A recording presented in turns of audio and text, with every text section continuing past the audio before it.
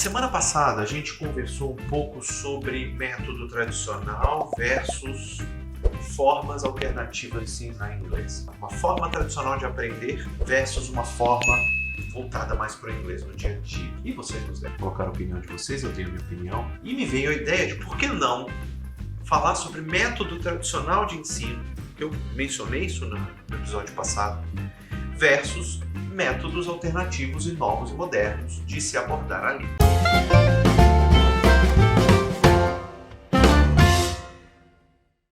Então vamos lá. Esse é o Britcast, podcast Conexão Britânica, onde a gente fala de cultura, fala de inglês, fala de opinião, principalmente. E hoje não é só uma questão de opinião, é uma questão assim, de alguns fatos. E que fatos são esses? Quais seriam? Né? Vamos lá, vamos partir já direto para o assunto. Qual seria o método tradicional de ensino? Vamos lá. O método tradicional de ensino de línguas, de inglês principalmente, é aquele método longo, demorado, super, hiper mastigado, de aquela escola que você leva 10 anos para acabar, em que você passa, 3 semestres falando só sobre verbo to be no presente, onde você passa um tempo muito grande discorrendo sobre as coisas, né? Onde se escreve muita coisa, onde se faz interpretação de texto, onde se ouve muito óbviozinho feito, nada de errado com isso, mas enfim, muita coisa que, como é que eu vou dizer isso? Que soa até antinatural, mas porque é feita de uma forma, sob uma visão educacional. Tá bom. Aí, essa é a forma, por exemplo, não é a forma que eu estudei inglês, porque eu estudei inglês sozinho. Você não me segue há algum tempo, provavelmente você já ouviu falar isso, eu aprendi inglês por conta própria. Mas essa é a forma que muitas das pessoas da minha época, da minha geração, aprenderam inglês. Que é aquela forma bem quadradinha de você entrar numa escola de inglês. Aquelas escolas que tem 4 letrinhas no nome, não vou dizer o nome que não pode, mas tem 4 letrinhas no nome, você entra naquela escola, você passa 6, 7, 8, 9, 10 anos nelas. Passava, né? Hoje em dia eu não sei mais, né? Então se demorava muito, era muito mastigado, era maçante. Você pegava um livro novo, abria, poxa, isso daqui de novo. E nem estou falando de ensino regular. Ensino regular aí é uma outra história. Eu não vou nem botar ele em método tradicional, porque não se encaixa. Primeiro porque, com todo respeito à comunidade de professores, a grande maioria não faz ideia do que está ensinando. Não faz ideia, sabe as coisas da teoria. Na prática, a maioria não sabe. Talvez hoje, felizmente, esteja mudando, e eu espero que esteja. Eu realmente espero que esteja. Tá? Mas esse modelo tradicional é muito lento. Muito lento. Se a gente analisar sob o ponto de vista histórico, lá naquela época, falando de anos 70, anos 80, foi a minha infância inteira dos anos 80, você tinha uma sociedade que não tinha tanto acesso à informação, então as informações elas chegavam aos poucos. Então a gente ainda tinha um detalhe que eu tinha me esquecido, me lembrei agora, os livros eles eram atrasados.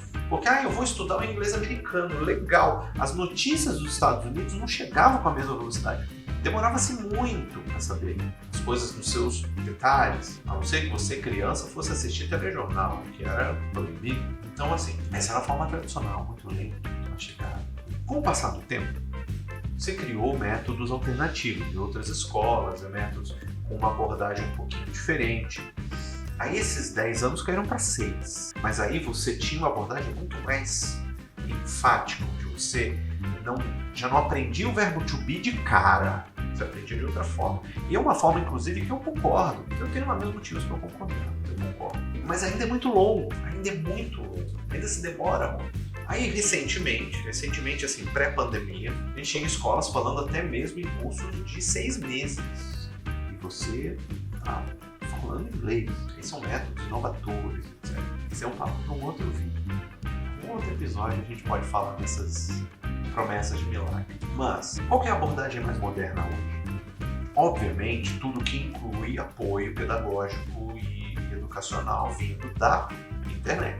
Onde você tem, hoje até mesmo agora, a partir de 2022, apoio de inteligência artificial, que você pode utilizar as ferramentas que a inteligência artificial social traz. Porque você tem acesso a tradutores, não necessariamente eles são bons. Já falei sobre isso aqui. Se vocês quiserem, a gente fala de novo, trago aqui.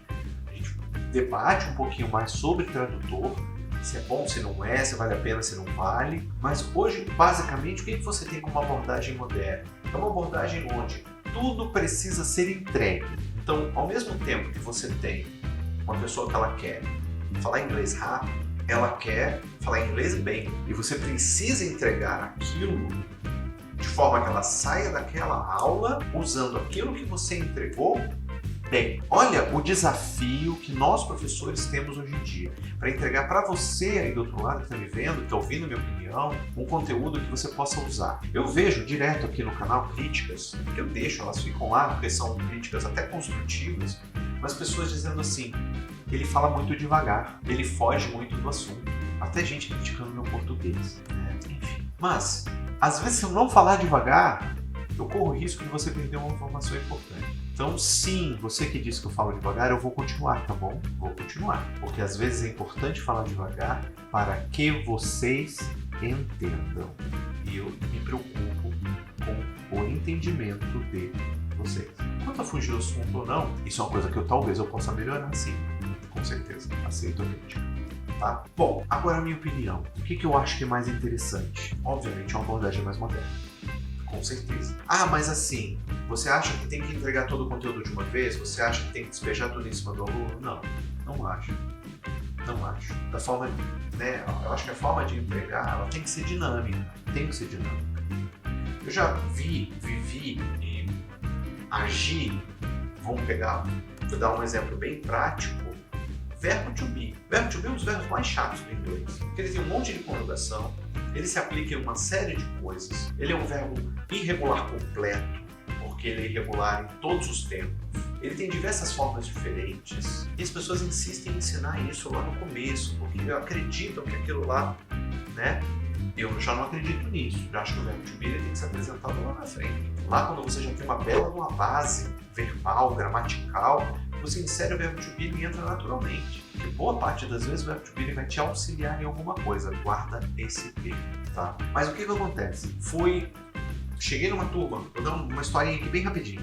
Cheguei numa turma onde o professor anterior tinha acabado de dar uma aula de verbo to be, ninguém tinha entendido nada. Eu falei, beleza, eu vou resolver esse problema em 10 minutos. Bota no cronômetro aí, 10 minutos. Vamos lá? 3, 2, 1, bora! Dei minha aula em 10 minutos, não tinha uma aula naquela sala que eu não tinha entendido. Não é porque eu sou o cara, não, é porque eu acho que uma abordagem mais direta e mais fácil, ela é melhor. Para que eu vou virar para você e ficar enchendo de nomes se eu posso olhar para você e falar verbo to be, ser ou estar? Já guarda essa informação porque você tem duas traduções, tá? Ser ou estar. Verbo to be é um verbo diferente. Por quê? Por causa disso. Ele vai funcionar assim no presente. Eu tenho para essa pessoa uma conjugação, eu tenho para essas pessoas uma outra e para essas pessoas uma outra. Alguém não entendeu? Entendeu. Beleza. Próximo. Negativo. Eu vou colocar o verbo to be conectado na minha partícula de negação not. Acabou. Não tem mais por onde. Ah, posso separar e posso juntar? Pode. Nesses dois você junta. Nesse daqui você não junta. E assim. E é simples. Assim. Então, para mim, uma abordagem mais moderna, aí pensando sobre o meu ponto de vista, sobre a minha ótica, é uma abordagem que facilite a sua vida para você usar as mesmas ferramentas que a gente aprendeu a usar lá no passado com 10, 12 anos de curso. Falei 12, né? Não precisa de 10.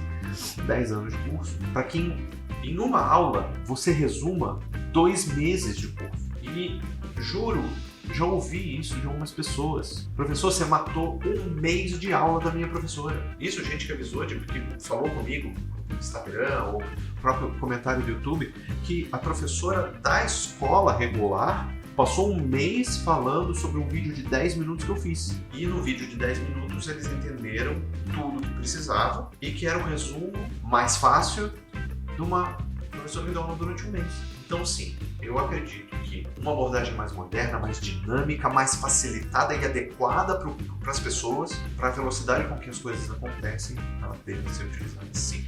E você? O que você acha? Você acha que eu tenho razão? Você acha que eu não tenho razão? Conta aqui embaixo para mim, eu quero saber. que esse episódio foi muito interessante. Eu achei muito legal falar disso para vocês. Tá bom? Eu sou o Rod Krebs, você está no Conexão Britânica, maior canal de inglês britânico do Brasil.